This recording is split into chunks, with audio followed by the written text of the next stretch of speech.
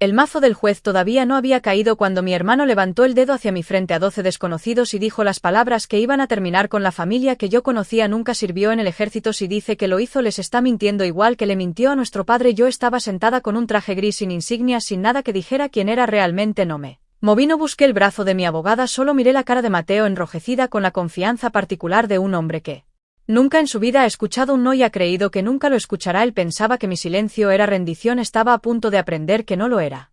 Me llamo Carolina Duarte, tengo 41 años y hasta hace 6 meses mi hermano y yo no habíamos pasado más de 1 hora juntos en el mismo cuarto desde el funeral de nuestra madre esa mañana en el Tribunal Federal de Puebla. Él se paró frente al jurado con un traje que costaba más que la hipoteca mensual de la mayoría de la gente y les dijo que yo había pasado 20 años inventando una carrera para manipular a un hombre moribundo y quitarle su fortuna. La acusación era específica y estaba diseñada para destruir. Dijo que había estado ausente la mayor parte de mi vida adulta, que la familia nunca supo dónde estaba destinada, que nunca conocieron a un comandante, que nunca vieron una sola fotografía mía de uniforme. Dijo que yo le decía a la gente que trabajaba para el gobierno pero nunca explicaba qué significaba eso, y que después de que nuestro padre murió mi nombre apareció en un anexo sellado del fideicomiso, un anexo que autorizaba transferir más de 15 millones de pesos del patrimonio apenas 3 días antes de que él falleciera. Mateo me miraba como un hombre que ya sabía que había ganado. Tenía razón en que casi nada de mi historial de servicio existía en ningún lugar que él pudiera encontrar. Lo que no entendía era por qué la historia que el jurado escuchaba esa mañana en realidad había empezado 6 meses antes. Una tarde gris en el cuartel, cuando sonó mi teléfono durante una reunión y una voz que no reconocí me dijo que mi padre se había ido. Volé a Puebla ese mismo día. Mateo me recibió en la casa donde crecimos y en lugar de preguntarme cómo estaba miró su reloj y dijo: llegaste justo a tiempo para la lectura del testamento, qué conveniente. En la lectura el abogado de nuestro padre explicó que Mateo y yo éramos coherederos del fideicomiso, pero que Mateo había sido nombrado albacea temporal y ahí enterrada en el lenguaje había una cláusula que me llamó la atención de inmediato, una cláusula que decía que yo recibiría la casa familiar y una parte importante del patrimonio si podía demostrar lo que mi padre llamaba servicio conocido por Ricardo Duarte. Mateo se rió en voz alta cuando el abogado leyó eso. Servicio conocido es una empleada de escritorio del gobierno. Yo no dije nada. Entendí en ese momento exactamente lo que mi padre había hecho. Había escrito la cláusula deliberadamente vaga, protegiendo las partes de mi historial que no eran mías para revelar, mientras dejaba una puerta abierta para el día en que alguien intentara usar mi silencio contra mí. Él sabía que ese día llegaría, sabía que sería Mateo. En semanas Mateo presentó la demanda. Me acusaba de fabricar mi historial militar, de manipular a un hombre moribundo, de malversar fondos del fideicomiso y de falsificar una firma en el anexo. Leyendo eso sentí algo endurecerse en mi pecho que no tenía nada que ver con enojo y todo que ver con reconocimiento. Esto no era sobre dinero, el dinero era solo la excusa.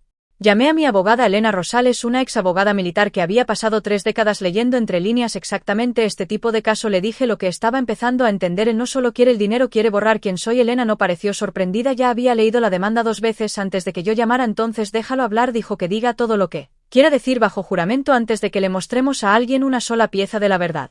Le pregunté por qué esperaríamos. Cada instinto que había entrenado en mí durante 20 años me decía que corrigiera el registro de inmediato. Ella negó con la cabeza, porque ahora mismo está construyendo todo su caso sobre una mentira que cree indestructible. Si lo corriges demasiado pronto, ajusta la mentira, déjalo comprometerse frente a un jurado bajo juramento en el registro. Pensé en mi padre, en el lenguaje vago de ese anexo, en los años que pasé sin poder explicarle a mi propia familia dónde había estado o que había cargado conmigo al volver a casa, así que tomé una decisión esa mañana en el pasillo del tribunal, viendo a mi hermano dar la mano a los periodistas como un hombre que ya aceptaba un trofeo. No iba a entregar mi historial todavía. Iba a dejar que construyera todo su caso ladrillo por ladrillo sobre una mentira y luego iba a verlo derrumbarse sin nadie más a quien culpar.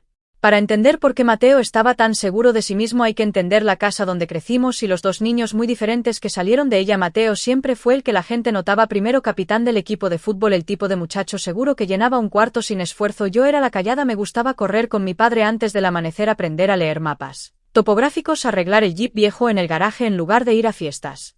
Después de que nuestra madre murió de cáncer cuando yo tenía 17 años, algo entre mi padre y yo cambió hacia un entendimiento que no necesitaba muchas palabras. Cuando le dije a la familia que me había inscrito en el programa militar, Mateo no escondió su opinión. No vas a durar 3 meses, dijo. Odias que te digan qué hacer. No discutí, terminé el programa, me gradué como oficial y empecé una carrera que me llevaría mucho más lejos de esa casa de lo que ninguno de los dos esperaba.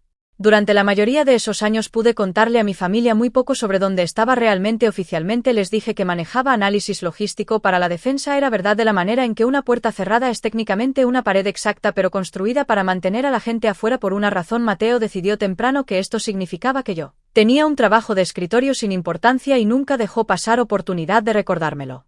Nuestro padre nunca cometió ese error, había sido oficial él mismo el tiempo suficiente para reconocer la forma de los vacíos en lo que le contaba. Una noche vio la cicatriz en mi hombro mientras yo alcanzaba una taza de café. No preguntó de dónde venía, solo dijo en voz baja: no tienes que contarme, solo necesito saber que trajiste a tu gente a casa. No a todos, le dije. Esa fue la primera vez que me abrazó desde que era adulta.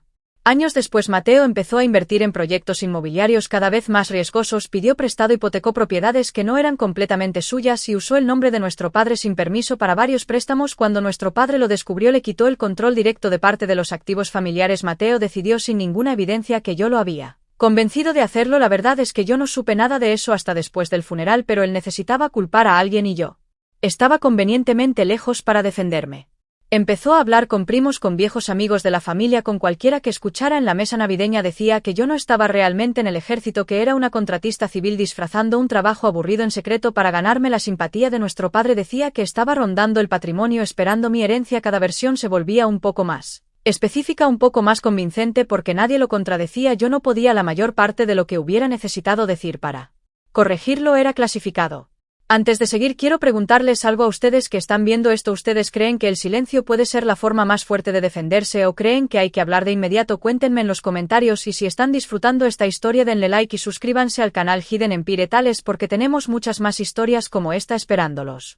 Fue Elena quien encontró el detalle que me dijo hasta dónde estaba dispuesto a llegar Mateo durante el proceso de descubrimiento. Ella supo que había contratado a un investigador privado meses antes de presentar la demanda, específicamente para buscar mi historial militar. El investigador regresó casi sin nada: ninguna fotografía de ceremonia, ninguna cobertura de prensa, ninguna condecoración visible para un hombre que buscaba confirmar lo que ya creía. La ausencia de evidencia parecía exactamente evidencia de ausencia. No pudo encontrar mi archivo, dije, así que decidió que no existo. Elena sonrió de esa manera en que sonreía cuando ya sabía cómo iba a terminar un caso, y eso, dijo, va a ser el error más caro de su vida.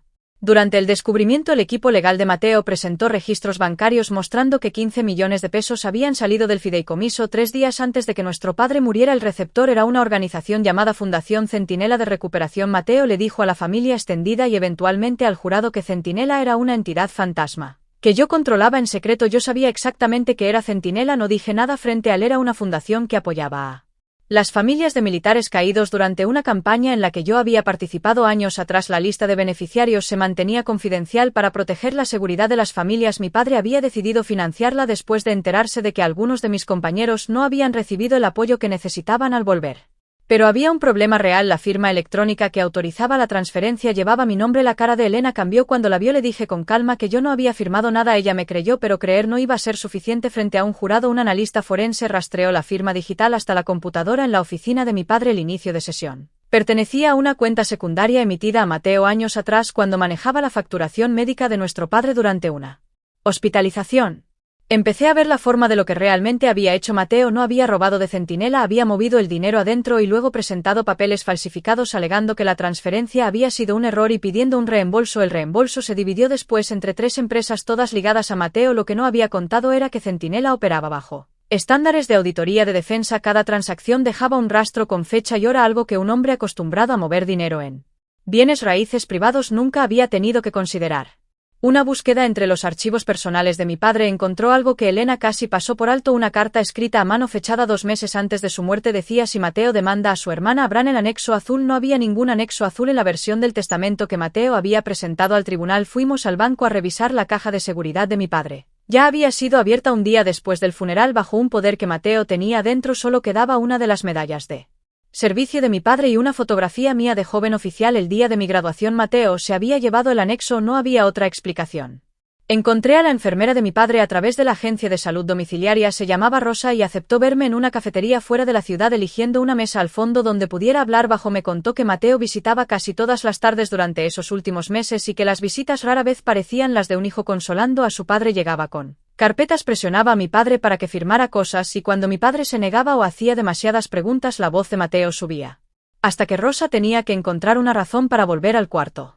Su padre me dijo algo una vez que nunca olvidé, me contó Rosa. Dijo: mi hijo cree que el patrimonio es una recompensa por llevar el apellido. Nunca entendió que el apellido es una responsabilidad. Rosa admitió que había empezado a grabar algunas de las discusiones, preocupada de estar siendo testigo de algo más cercano al abuso financiero de un adulto mayor que a un simple desacuerdo familiar. Me tocó una de las grabaciones: si le dejas la casa a Carolina, voy a probar que es un fraude. Nadie sabe qué ha He estado haciendo realmente durante 20 años, decía Mateo. La voz de mi padre respondió más lenta y más débil de lo que yo recordaba. Lo sé, nunca estuvo en el ejército, insistió Mateo, solo les cuenta historias de misiones secretas para que te sientas orgulloso de ella. Hubo una pausa larga antes de que mi padre respondiera. Ella se queda callada porque hizo un juramento de quedarse callada. Tú hablas demasiado porque nunca has tenido nada que valga la pena proteger. Rosa tenía una pieza más. Me contó que mi padre había enviado un paquete a través de un mensajero seguro a una oficina legal militar poco antes de morir. Elena rastreó el número de seguimiento y encontró que había llegado a la rama legal en la capital. Mi padre había pedido confirmación formal de parte de mi historial, anticipando exactamente la disputa que ahora estábamos viviendo. Elena presentó una moción pidiendo que el tribunal aceptara documentación sellada directamente del Ministerio de Defensa. El ministerio aceptó liberar una confirmación limitada suficiente para establecer historial y rango sin exponer misiones, ubicaciones o identidades de con quien serví. Mateo no tenía idea de que esto estaba pasando, confiado en que el silencio significaba victoria. Organizó una cena familiar y anunció a los parientes que esperaba ganar la casa completa después del juicio. Voy a pedir una investigación por hacerse pasar por militar, dijo en voz alta. Una tía me preguntó directamente si realmente había servido. Mi padre sabía la verdad, fue todo lo que dije. Mateo se rió. Papá está muerto, ya no puede salvarte.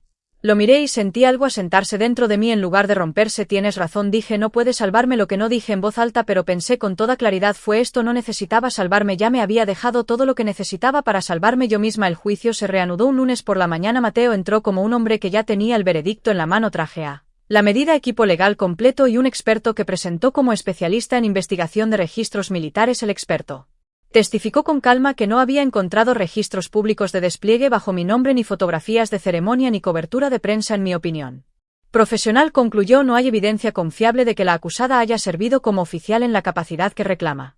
Elena se levantó para el contrainterrogatorio. ¿Tiene acceso a archivos de personal clasificados?, preguntó. No tiene acceso a registros de Comando de Operaciones Especiales. No tiene actualmente una autorización de seguridad federal activa. No. Entonces su conclusión, dijo Elena dejando que las palabras cayeran despacio, se basa en su incapacidad de encontrar algo para lo que nunca estuvo autorizado a buscar. Luego Mateo subió al estrado, describió con una voz que se quebraba en los momentos exactos cómo había estado al lado de nuestro padre en sus últimos años, mientras yo no aparecía por ningún lado. Parte de eso no era del todo falso, había estado presente seguido. Lo que omitió fue porque no estaba ahí por devoción, estaba ahí porque la cercanía le daba control sobre las finanzas de nuestro padre. Solo quería proteger el legado de mi padre de una mujer que usó mentiras sobre el ejército para ganarse su simpatía, dijo secándose los ojos.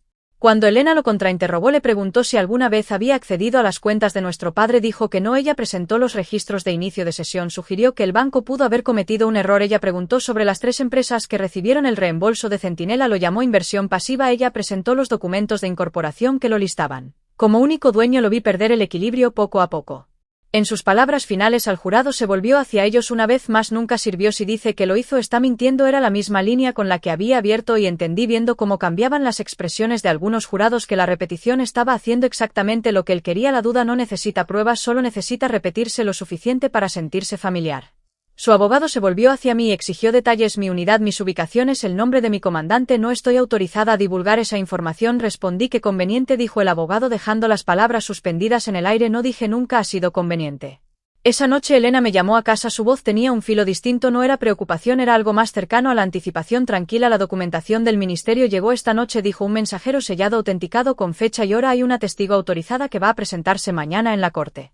Me quedé sentada en el antiguo estudio de mi padre mirando la silla vacía detrás de su escritorio, pensando en el anexo azul que Mateo se había llevado de la caja de seguridad, en la carta que mi padre había dejado, anticipando exactamente este momento, en lo cuidadoso que había sido para prepararse para una pelea que no viviría, para ver mañana el silencio que había cargado durante 6 meses y de alguna manera durante 20 años finalmente iba a hablar por sí mismo.